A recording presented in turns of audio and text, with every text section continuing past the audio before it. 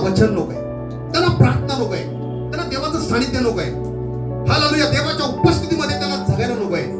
आज आम्ही पाहतो हालेलुया की माझ्या पण हालेलुया आज तरुणांच्या बाबतीमध्ये आम्ही जर बघितलं तर माझ्या कोणते कशा आहेत आजच्या ह्या जगामध्ये नुकसानग्रस्त आहेत. कशा आहेत? सर्वच बाबतीमध्ये नुकसानग्रस्त आहेत. हालेलुया. आणि मी पाहतो जर आम्ही यहोशुआबद्दल जर बघितलं तर बायबल आम्हाला सांगतं यहोशुआ तरुण हालेलुया तडफदार हालेलुया. आणि मी पाहतो की माझ्या प्रभू लहानपणामध्ये त्यानं आपलं जीवन प्रभूला समर्पण केलं, देवाच्या हातामध्ये आपलं जीवन दिलं. आणि बायबल आम्हाला सांगता हालेलुया कोणत्याही चुकीच्या गोष्टीच्या आहारी तो गेला नाही.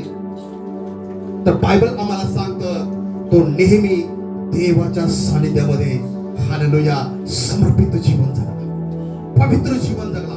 देवाला जे आवडेल तेच त्याने केलं, देवाला जे वाटतं तेच त्याने केलं. हालेलुया. आणि मी पाहतो हालेलुया देव आपल्यावरती प्रसन्न होईल किंवा प्रसन्न राहील अशाच वातावरणामध्ये तो राहील.